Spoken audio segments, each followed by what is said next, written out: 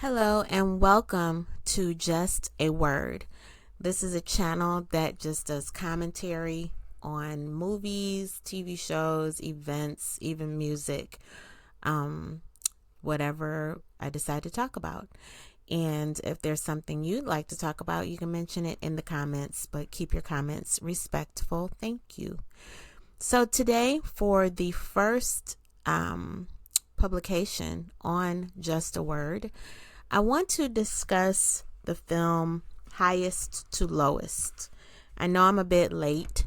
It was released at least a month ago, and I've seen already a couple of reviews of this film on YouTube, but I wanted to add my own commentary regarding the film. So, as most people, I was very excited to see a Spike Lee film with Denzel Washington. They're typically a great combination. Spike Lee is a wonderful director, and of course Denzel is considered by many to be the best actor living at this time. And so then, and also you have Jeffrey Wright, who's also considered to be a phenomenal actor. And there were many people excited to see A$AP Rocky in what I believe was his first starring role in a film, at least. Well, I did go to the theater in anticipation of a great film. And I have to say, I was very disappointed. I typically love Spike Lee films. He doesn't do that many films. What he's done, it's almost like everything is a classic. Almost, not everything, but many of his films, to me, of his repertoire, I may not be using the right word, are classic films. This one, I did not feel rose to that. Anyhow, the premise of the film, and I'm stating from memory and I only saw it once, is you have a wealthy record executive. I believe he actually owns this record company, played by Denzel Washington.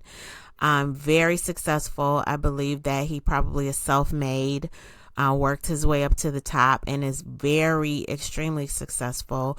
We're shown this by his beautiful home, and the things he has and his style of dress, everything, and just the fact that he has access to the amount of money that he does. I believe other indicators of his success are his wife. We can probably talk about that, maybe not in this particular video, but yep, very successful man.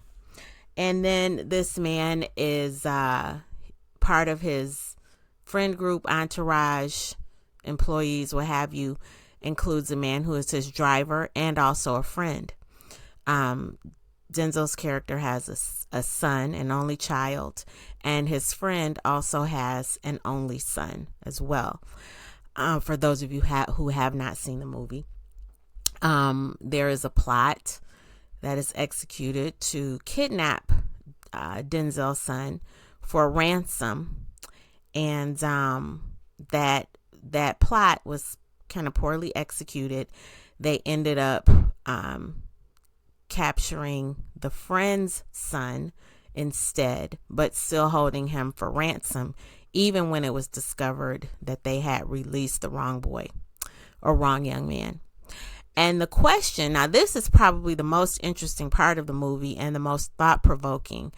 The question is, because there's a very large sum of money that was requested for the ransom, a sum of money that really would have financially hurt Denzel Washington and his his character, I should say, and his family, and actually really affected their plans for their lives. It was a very significant sum of money. And the question is, that I thought about, which was really good, like, would you really give all your money or a significant part of your money to save someone else's child when your child is safe? And that is a legitimate question. And now the interesting part of the film is, first of all, you saw the dynamic when the ransom request was made, when the wealthy son was taken. Of course, there was going to be no question that this ransom was going to be paid. But when the wealthy son was returned and the non-wealthy son was still held captive, there became the question. And then there was tension between Denzel's character and his friend, who was played by Jeffrey Wright, because there was hesitation, lots of hesitation from Denzel's character. And I think his name was David. It was David something, because his nickname was King David. So there was hesitation between King David and his friend. Was hesitation from King David and his family, particularly his wife, on whether or not they would still pay this ransom. Their son, he was kind of perplexed, because he felt that they should just go ahead and pay the ransom. But the motive behind his feeling on this, and even at some point the father, the motive was, how are we going to be perceived on social media? I'm going to sneeze. Oh, excuse me. So that was the main motivation, was how are we going to be perceived? And that, is it wrong? Absolutely. But is it honest? Yes. Because how many of us do make decisions based on what others may think of us, or how we would be perceived? That was a legitimate question. The other question is, would you really financially cripple yourself for someone else's child? Now, here's the thing. I would like to think that I would financially cripple myself to save some, because if you had the power to stop someone from dying, especially someone close to you, or someone who is important to someone close to you, I would hope that I would do that. And I think what happens is, we get into trouble when we start thinking too much. And that's probably what happened with Denzel. When we kind of it's certain decisions you have to make, like I want to say, it's certain decisions you have to make very quickly. It's certain decisions, if you think about them too much, you won't make the decision. And I do think that if someone is your friend and you do have the ability to save someone, like their child, I do think you should do that. I really do, because if you could have prevented their death, like, how much is a human life worth? It raised a lot of questions for me. And I would hope that I would make that decision, because was it going to make Denzel's family homeless to give this money to save this young man? It was not. They were still going to be very successful, still have not, it wasn't that. And even with that, are you willing to go that far? How far are you willing to go to save someone's life? It posed a lot of questions. And so anyway, ultimately, he did decide to pay the ransom.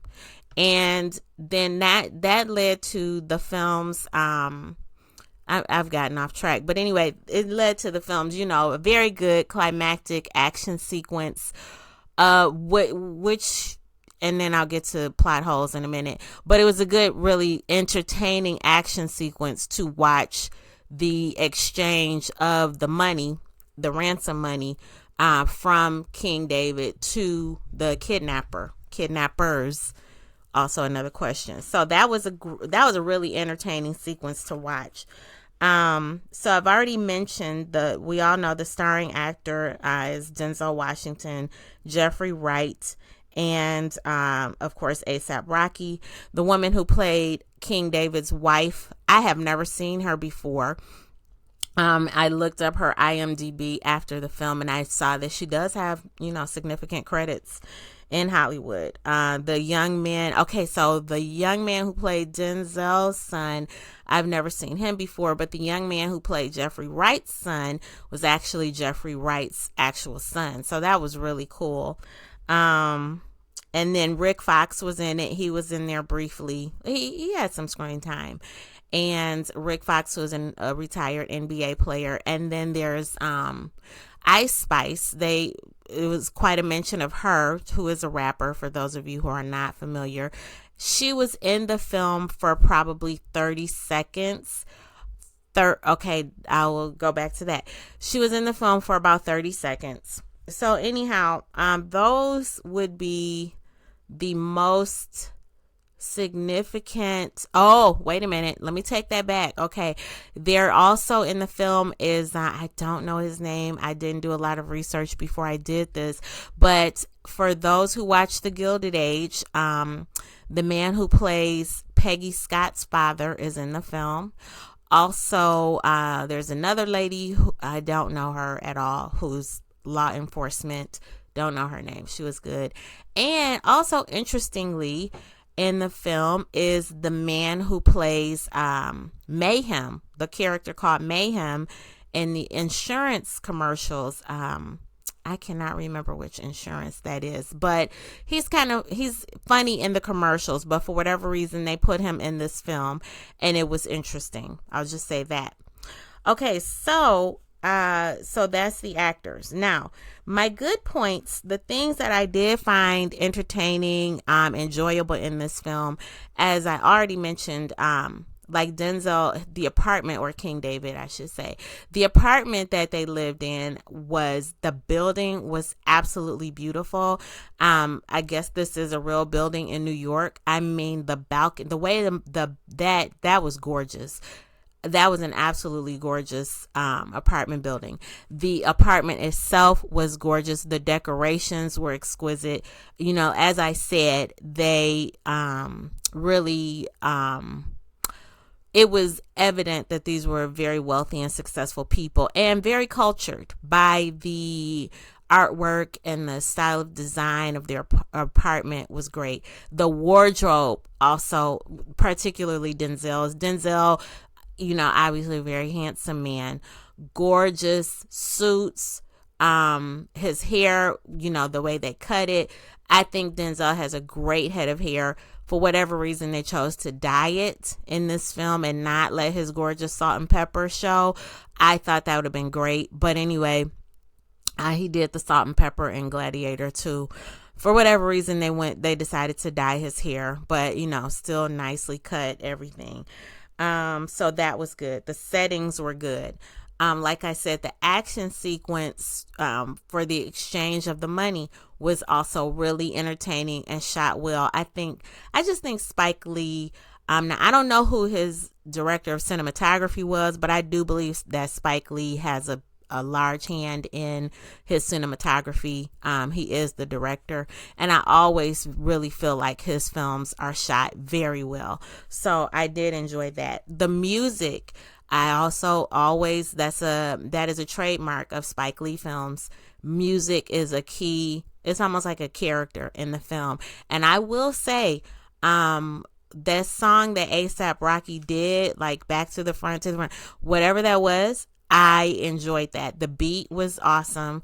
I didn't pay attention to that many of the lyrics. And quite frankly, if I'm remembering correctly, the lyrics were not substantial, but the beat was really good.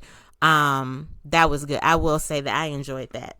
So those were the good points. Now, the problematic points, I'll say. My first note here, bad use of talent. When you have Jeffrey Wright, Denzel Washington, those two particularly were the standouts. And I will say the man who plays Peggy Scott's father from Gilded Age, because he does a great job on that show. And there were people going to see this just for the simple fact it's Denzel. There are people, you know, he is that type of actor. Even Jeffrey Wright, there are people who will go see a film just because they're in it. And when you put these heavy hitters in a film, you expect it just to be a certain caliber. Even Spike Lee, I don't believe he wrote this.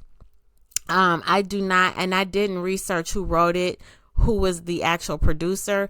This doesn't even feel like the type of film he would normally do. He did try to infuse, it's just certain things that Spike Lee does that he just can't help, where you're going to know it's a Spike Lee film. But I just don't, I'm sorry, I don't think this film was worthy of him. I should say the most recent, and I could be wrong because I don't remember if it was Miracle at St. Anna. Either between Miracle at St. Anna or Inside Man, those are probably my most recent and favorite Spike Lee films. I'm saying my favorite of his most recent work. And I may not, because I've never seen Summer of Sam, and he might have had a couple others since those two, but those two films to me are, especially Miracle, I mean, those are just really good films.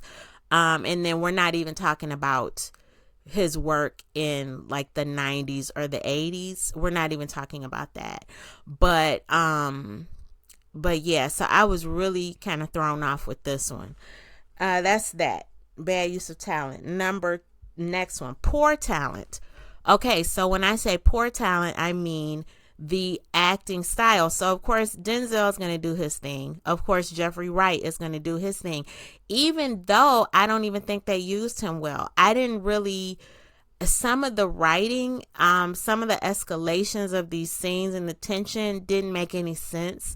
So I know Jeffrey Wright is an excellent actor, but it's like, what can you do when they give you a particular script? So just some of the tension between he and the law enforcement officers, it was like really random. Like I could kind of get it a little bit because he had been incarcerated, according to the film. So he was already leery of law enforcement. He had distrust. But the way they kind of escalated the tension, some of the scenes, some of the things said were just incredibly unrealistic. I know that it's a movie, so not a lot is supposed to be actually realistic. But for Spike Lee, he kind of, it was not for me. I wouldn't have bought it. I just feel like it wasn't really done properly. The tension, even with the guy, like I said, who plays Mayhem, some of the exchanges between them, it was like, like I'm watching a show on TV or a less talented director's film. It's a name I could pull out that, everybody could probably assume, but I'm not going to do that because I don't know if it was as bad as one of his productions, but it was kind of in that orbit. So some of that was not good. Also, A$AP Rocky, I don't get it. I don't get it. I didn't see a lot of acting. He definitely used a lot of the N-word. He did that. Okay. He did a lot of that and it displayed anger. But are these things that he already doesn't do in his music? I don't know, because I've never really heard his music. This is going to be the first time that I've heard him rap. So I was not impressed. They made a big deal about his appearance. I was not impressed.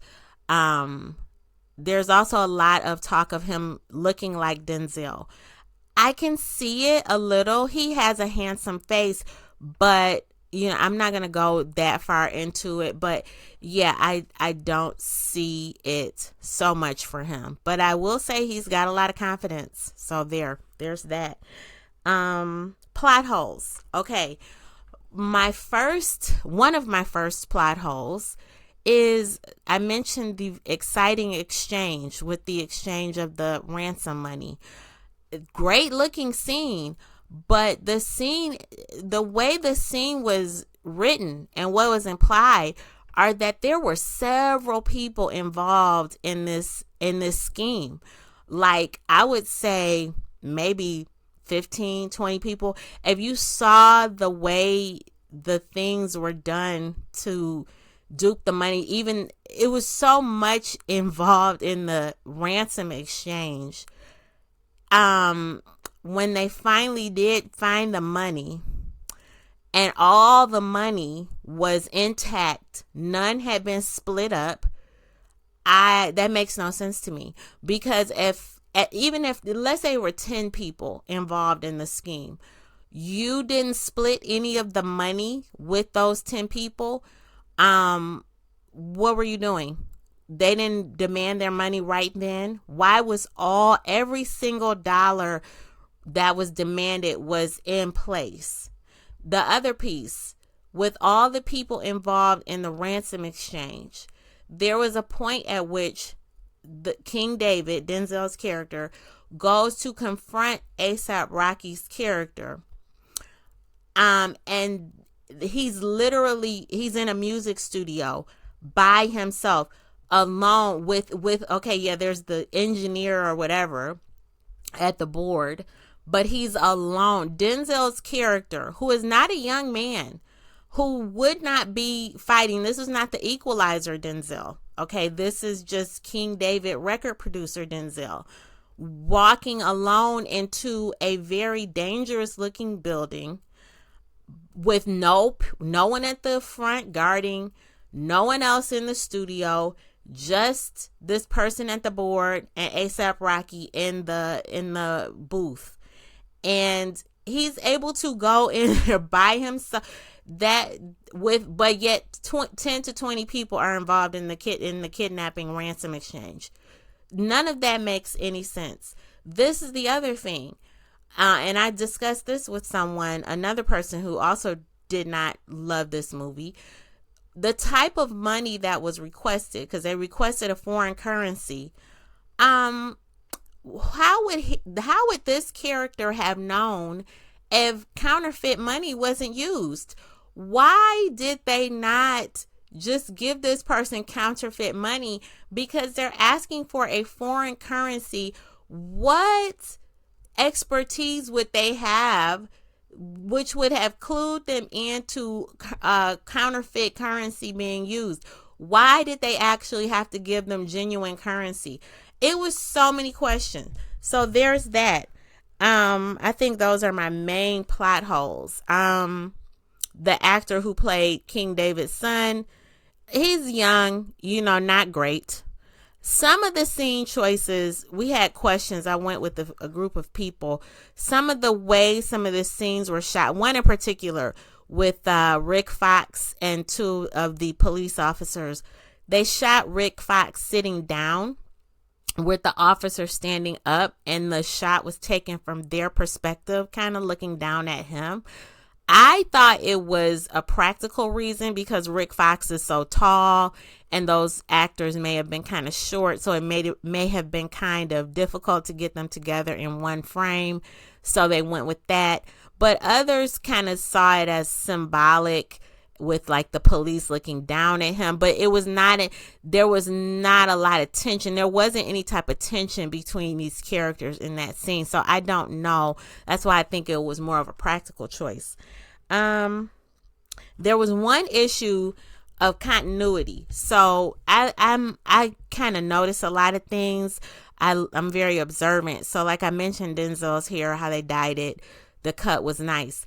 There was a scene they did with an actor, Wendell Pierce, and I forgot to mention him earlier. Wendell Pierce is, and the only thing I really know him from, I think he might have done Law and Order, but he's mainly, for those of us of a particular age, he was in Waiting to Exhale, and he played a character and had a really funny scene with Layla Roshan's character. But he's actually very intelligent, like a businessman, and he was actually in a recent documentary I watched on Hurricane Katrina. But so they did a scene with him, and I noticed, and the scene was just with him and Denzel Washington, and Denzel's hair it was dyed, still it was cut short, but it didn't look the same as it had in the rest of the film. The rest of the film, it was more kind of slicked down and shiny. In this particular scene, it was definitely dyed, but it was more kind of fuzzy, fluffy looking. So I feel like there must have been a scheduling issue where they couldn't get Wendell Pierce to shoot at the same time the rest of the film was shooting. And the way the scene was almost kind of random. It was just a dialogue scene between the two of them. I think Wendell Pierce played like a lawyer or something like that to King David. But that scene, I mean, but their acting was still stellar because they're both great actors. So it was a good scene. It was just, you could tell it was not shot at the same time as the rest of the movie. So that was just a little bit different. But anyhow, this has been 25 minutes.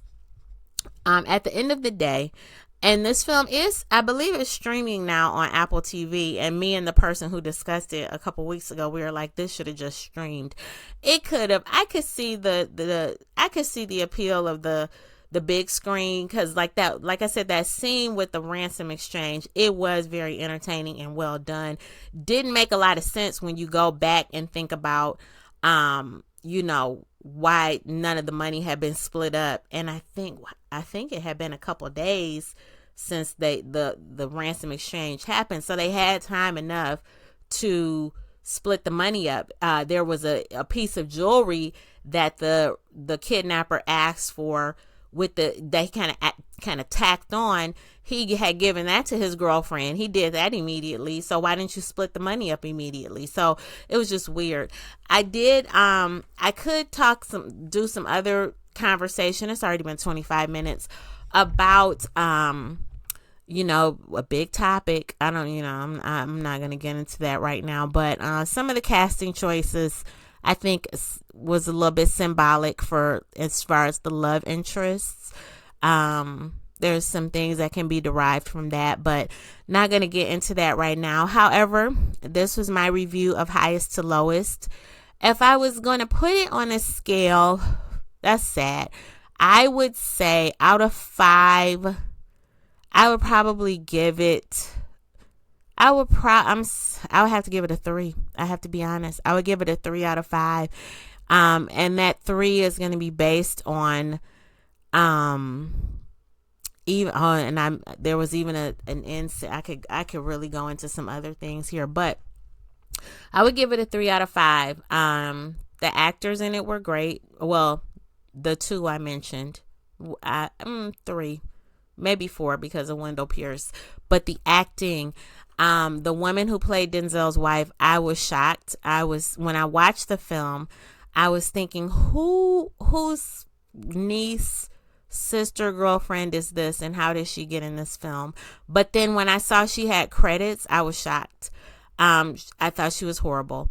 I would also say the mayhem guy, he was not needed. It was almost like somebody just wanted to put him in a movie. He was not needed.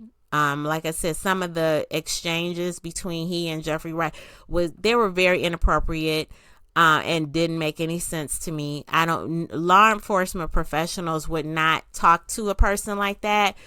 They would not like that. Not in the context. Not like that. I don't think so. Not these type of law enforcement. I know things happen, but not in this context, in a kidnapping situation. No, I wouldn't know. What else? I think that's pretty much it. But yeah, if you happen to have Apple TV, you want to watch it, sure. Is it kind of entertaining? Sure, kind of. Yes. But if you don't see it, will you miss anything? No. You could watch one of the 3 Equalizer films that Denzel's in, and I know those are not perfect, but for what they are, and you know what you're kind of going for, I would take any one of those before I would watch this again. And I mean that. And I'm actually looking, I believe there are 2 more Equalizer films coming out, and I'm really looking forward to those. So that's my take. Just a word. Have a great day. Bye-bye. Let me know what you think in the comments. Okay.